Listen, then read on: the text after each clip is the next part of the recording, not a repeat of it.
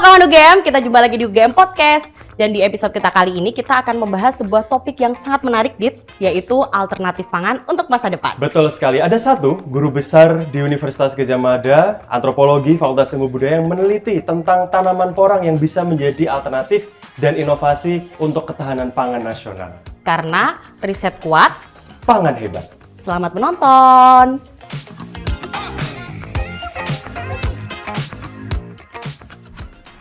Halo kawan UGM, kita jumpa lagi di UGM Podcast. Yes, betul sekali. Dan hari ini di studio podcast UGM kita sudah kedatangan salah satu guru besar antropologi Fakultas Ilmu Budaya UGM yang akan menjelaskan ya salah satunya terkait dengan alternatif pangan. Selain beras tentunya yang di Indonesia, ternyata kita punya tanaman porang namanya. Sudah hadir Prof. Bambang Hudayana.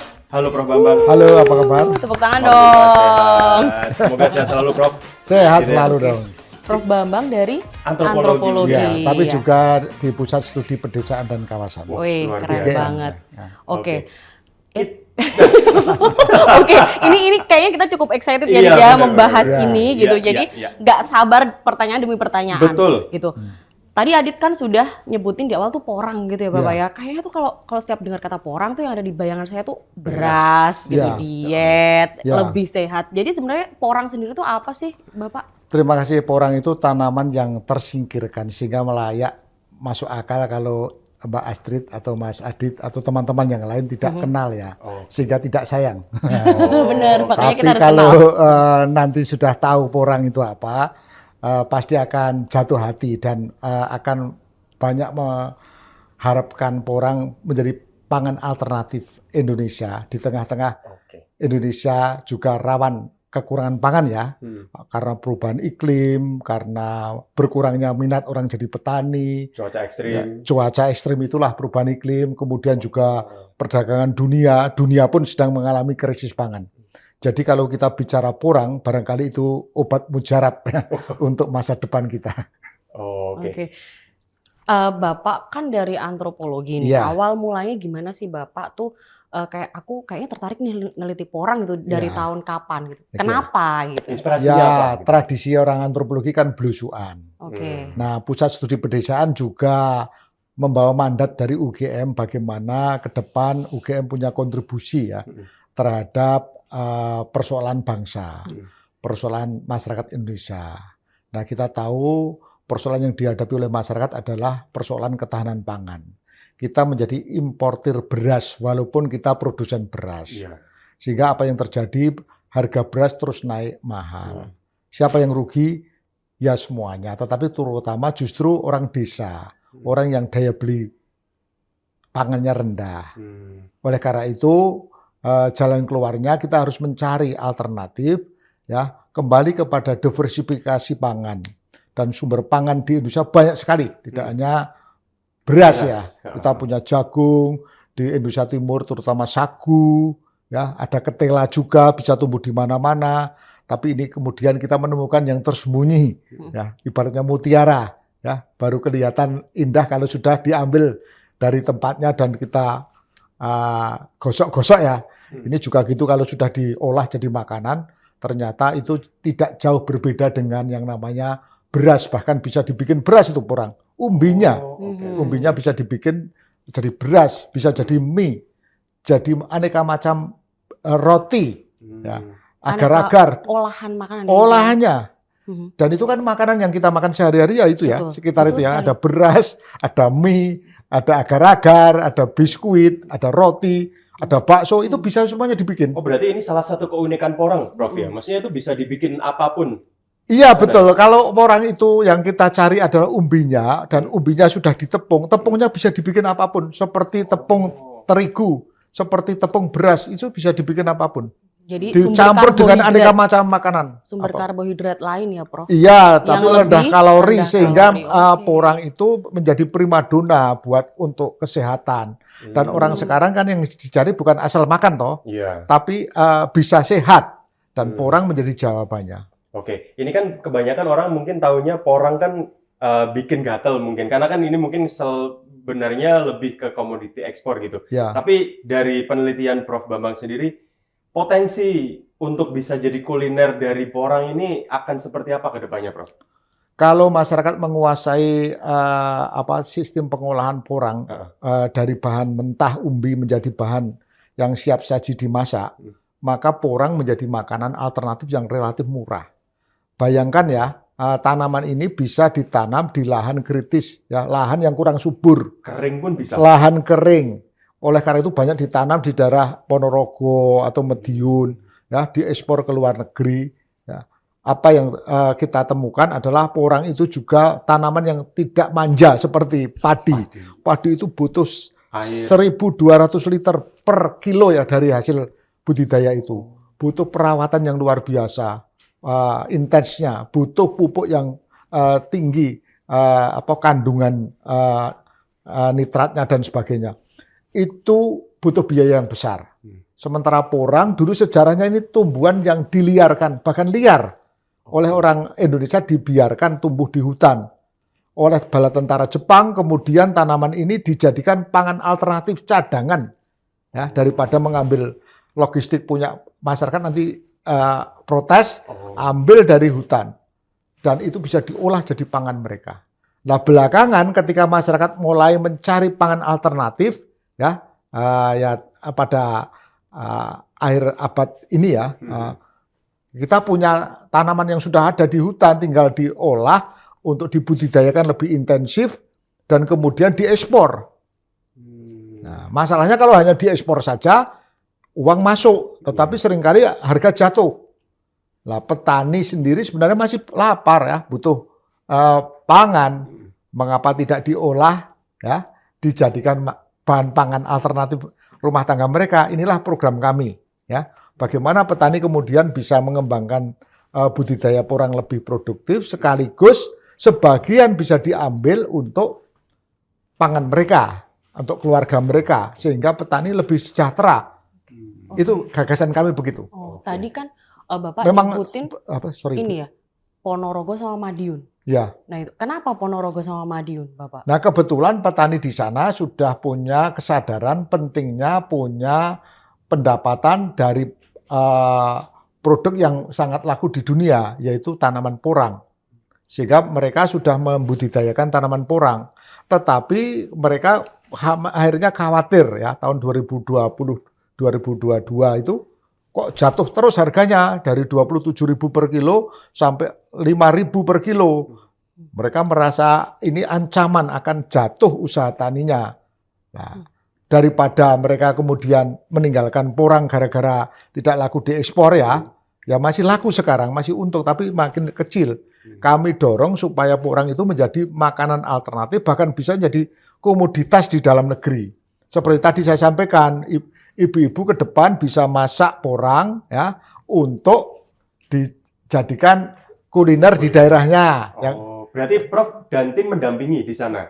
Itu dia. Kami pertama-tama memang dengan mahasiswa ya ada program MBKM meneliti aneka macam hambatan-hambatan, problem-problem yang dialami oleh petani untuk bercocok tanam porang. Nah, kemudian melihat potensi bagaimana porang itu bisa jadi makanan siap saji di desa. Ya, terus mendampingi betul ya, melalui training, mengundang pakar yang sudah punya pengalaman bagaimana membuat umbi porang yang tadi Bapak sampaikan, Mas Adit sampaikan beracun atau gatal getir ya. Ternyata ada biangnya, ada cairan yang bisa menghilangkan getir dan efek beracun katanya begitu. Kita juga bawa ke UGM ke depan supaya nanti oleh ahli-ahli pangan itu biang yang biasa dipakai untuk menghilangkan rasa getir itu aman secara ilmu gizi atau makanan ya. Setelah mereka bisa masak, harapannya masakan itu bisa didiseminasikan ke rumah tangga luas dan menjadi habit ya. Dan bahkan nanti bisa laku dijual di pasar.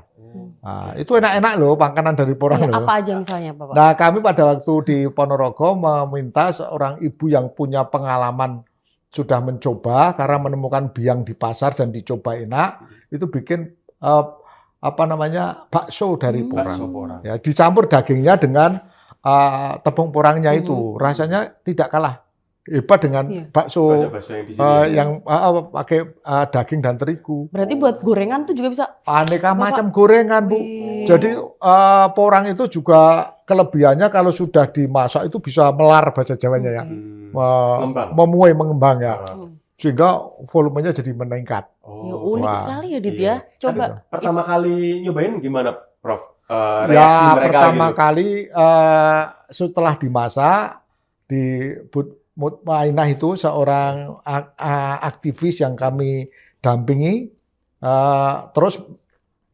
dicobakan kepada peserta latihan ya. Pertama kali ragu-ragu, setelah dimakan rasanya enak, udah ini memang yang kami cari gitu. Dan selama pelatihan dia ada mual, tidak ada persoalan, malah makin namanya kurang Makin- kenyang ya, makan lagi ya. Gitu. Nah, setelah itu kita adakan pelatihan lebih besar di desa. Oke. Setelah pelatihan diadakan, kemudian kita adakan lomba masak aneka macam makanan Porang. dari porang. Antusiasmenya gimana?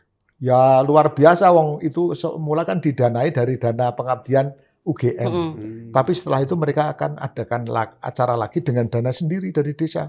Waduh, keren Iya, banget. bahkan ibu-ibu ingin memperluas skuping pelatihannya tidak hanya di desa, antar desa. Oke. Jadi kami optimis bahwa inisiatif pemberdayaan masyarakat, kalau memang ada bukti atau ada dampaknya positif terhadap peningkatan istilahnya ketahanan pangan, peningkatan pendapatan keluarga, itu mereka akan sangat antusias.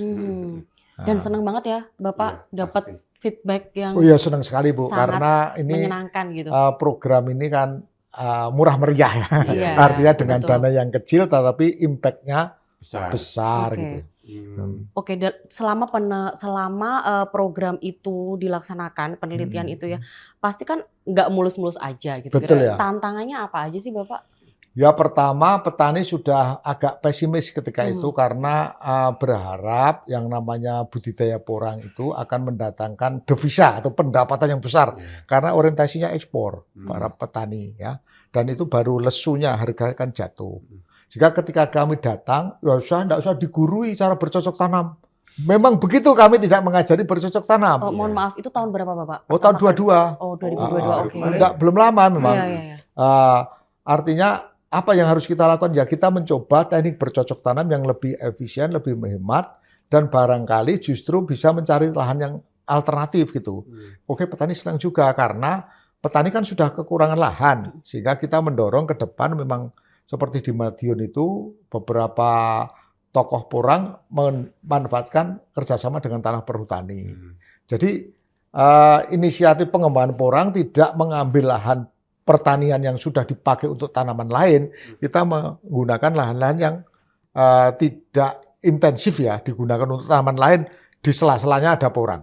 Itulah petani kemudian memahami ini sebagai suatu cara yang lebih bijak ya, sehingga ketika porang jatuh, mereka masih aman, karena tanaman lain masih bisa dimanfaatkan. Tapi yang paling penting lagi yang mereka sukai adalah kemudian tahu bahwa porang itu bisa dimasak sendiri. Gitu loh. Bisa itu yang diolah gitu ya? bisa diolah sendiri oleh petani atau keluarga petani ya, dan bisa dimakan, disajikan untuk makanan keluarga yang berkelas, karena sudah tahu harga porang itu kok mahal karena di luar negeri itu menjadi makanan berkelas untuk Bergengsi kesehatan, di sini. bergengsi. Iya, betul. Katanya satu mangkok piring mie porang itu harganya 600.000, 300.000 di luar negeri. Sementara di sini melimpah ruah Iya, gitu loh. gitu. Nah, sehingga punya mimpi ke depan. Nah, bagaimana kalau porang itu bisa menjadi pangan alternatif, maka pangan di desa pun murah, ya, di daerah perkotaan juga murah, sehingga masyarakat mengalami kemakmuran. Berarti ada nih Pak harapan ya. Kan kalau misalnya kita ngomongin tentang beras porang gitu ya, Ya. contohnya Ya. gitu.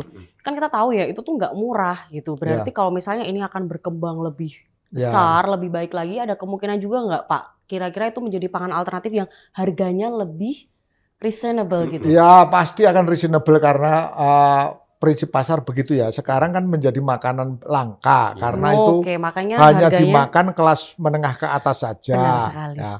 Padahal ke depan kalau ingin bikin beras itu bisa. Nah, saya sudah pernah memberikan advokasi di Gunung Kidul, contohnya dari umbi ketela ya, itu pun bisa jadi beras, bisa jadi noodle. Obama datang ke Yogyakarta dulu, salah satu aktivitasnya adalah agenda makan mie letek. Oh iya, Nah, ini sama dengan mie letek, cuma ini belum Populer. ya, dari barang yang tidak bernilai seolah-olah karena disudutkan sebagai makanan murahan, tetapi kalau sudah diolah enaknya tidak kalah, ya kualitasnya juga kompetitif ya, itu begitu. Betul. Mirip ya. Tapi saya penasaran, tadi kan mungkin lebih terfokus di Ponorogo sama Madiun karena memang sentranya di sana. Ya. Tapi bisa memungkinkan meluas ke daerah lain nggak, Prof? Oh, Betul. meluas di mana-mana sudah ada, di luar Jawa, bahkan di NTT itu juga ada yang menanam. Saya sudah survei, ya, wawancara dengan sejumlah pedagang porang di sana untuk cari bahan baku. Mereka ambil dari luar Jawa sampai untuk memenuhi suplai porang yang akan masuk pabrik di Madiun atau akan diekspor. Itu sampai mengambil dari luar Jawa. Di sini juga sudah ada beberapa petani menanam. Nah, Di Jogja maksudnya? Di Jogja, Oke. bahkan tukang batu saya yang sebenarnya petani punya tanaman porang. Belum lama bisa panen dengan harga sekilo 7.000. Itu merasa sudah untung, Pak. Di mana Pak nanamnya, Pak? Di daerah Purworejo itu. Oh, Purworejo. Purworejo, petaninya dari Purworejo. Di Jogja juga ada. Beberapa orang sudah mulai nanam karena tahu ini tanaman masa depan. Cuma jaringan pasarnya masih belum terbentuk secara terstruktur Karena baik. mindset mereka mungkin masih padi, masih Ya, coba-coba kan selalu ya, tanaman yang jadi primadona itu selalu menggiurkan. Betul. Banyak orang mencoba menanam. Beberapa sudah mencoba, beberapa petani kelas menengah sudah memperluas. Lah, yang harus diperbaiki kan rantai perdagangannya. Betul. Tapi sekali lagi, kalau porang diekspor, itu yang menikmati kelezatan dan kenikmatannya adalah orang luar negeri. Betul. Mimpi kami adalah, kita kan ketahanan pangan. Ya kita perkuat ketahanan pangan di desa, bikin makanan yang berkelas, yang bisa disajikan sendiri oleh ibu-ibu yang suaminya menanam itu, dan kemudian uangnya bisa dihemat karena porang itu produksinya per batang itu bisa 10 kilo. Bayangkan, ya, saya dengar 1 hektar itu bisa 60 ton sampai 80 ton. Lah kalau padi itu paling banter kan 12 ton. Gimana kita bayangkan kemakmuran petani akan diraih? Pastilah dengan produksi yang melimpah seperti itu. Tapi menariknya, Prof, kayaknya kemarin saya dapat info katanya sempat di Ponorogo itu ada Serikandi Porang, Prof. Benar nggak? Maksud Serikandi Porang? Nah, kayaknya kayak ada Serikandi Porang gitu, ada kelompok yang memang mengembangkan, ibu-ibu yang mengembangkan olahan porang. Begitu. Itu dia, itu termasuk dampingan kami itu adalah perempuan-perempuan yang jiwanya Serikandi ya, yang punya kepedulian besar untuk mengatasi problem pangan. Dan porang menjadi satu alternatif untuk solusi atas masalah pangan yang seringkali rawan ya, karena di daerah upland itu kan lahan pertaniannya terbatas ya. Pasti mereka menjadi pembeli beras lah. Kalau porang itu jadi pangan alternatif keluarga, malah mereka menjadi supplier porang untuk wilayah yang kekurangan pangan di daerah dataran rendah ke depan itu. Betul. Ya ampun, menarik banget ya. Iya, menarik ya. So heartwarming tahu. Jadi dari tadi dengerin optimisnya Pak Bambang dan tim itu untuk memajukan Indonesia ya. Jadi pikiranku tuh kemana-mana. Ya ini gitu. kalau kami kan dari UGM untuk merealisasi lah bahwa UGM itu bisa berkiprah dalam program-program pemberdayaan masyarakat, ya pemerataan ekonomi yang lebih baik gitu lah. Jadi harapannya dengan mengerjakan agenda penguatan ekonomi atau pangan berbasis porang ini, kita punya sumbangsih yang real ya di masyarakat ya. Tidak hanya sekedar meneliti, tetapi memberdayakan masyarakat yang mengalami problem pangan. Oke. Mungkin harapan udah cerita tentang porang dan lain sebagainya udah. Terus kalau misalnya nih Pak, ada mahasiswa yang pengen nih kita pengen join gitu di penelitian pendampingan ini. Gimana? Bisa nggak? Oh, bisa. Sejak awal kami penelitiannya porang ini kan penelitian MBKM. Kami dengan mahasiswa. Jadi ada satu mahasiswa lulus skripsinya tentang porang. Ya, kami juga memfasilitasi para mahasiswa untuk menggunakan hasil penelitian kita ini untuk pembelajaran ya, bahwa memberdayakan masyarakat itu bisa dilakukan dengan cara mudah. Mulailah dari apa yang dimiliki oleh orang masyarakat desa. Cari sumber daya yang sepertinya tidak begitu penting tapi melimpah. Karena sumber daya itu kalau diolah ya, ditingkatkan kualitasnya, kelasnya, itu bisa mengangkat kesejahteraan masyarakat. Iya sih. Itu strategi kami ya. Mulai dari membuat yang tidak berguna menjadi lebih berguna untuk masyarakat. Jadi relasinya Prof Bambang banyak-banyak. Pertanian ada, teknologi pertanian ada, ekonomi bisnis ada. Ini kami kolaboratif Pak. Jadi kami bukan hanya antropolog saja yang bekerja di sini. Di Pusat Studi Pedesaan kawan-kawan dari berbagai disiplin ya. Dari ahli pangan juga ada. Mereka bersama-sama menggarap pekerjaan penguatan masyarakat dari aspek pangannya ya. Dengan pangan alternatif.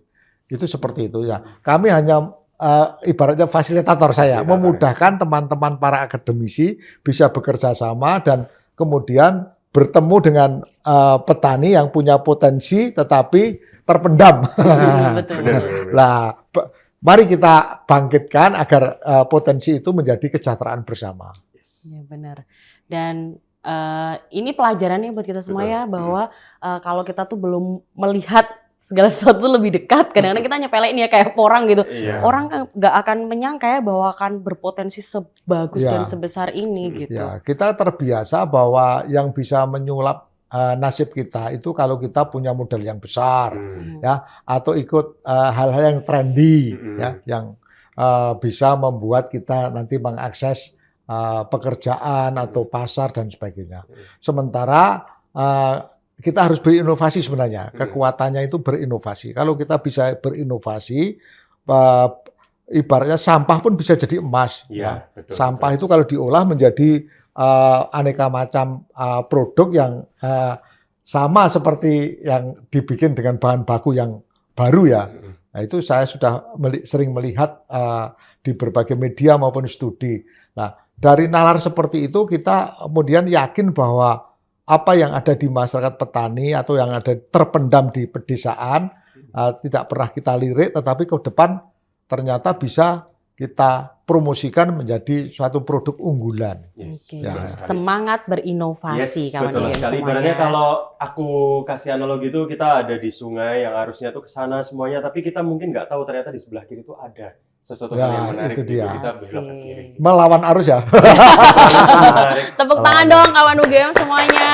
Seru banget obrolannya hari ini. Tapi mungkin gini Prof, karena porang itu kan masih katakanlah bagi saya itu awam untuk masyarakat juga.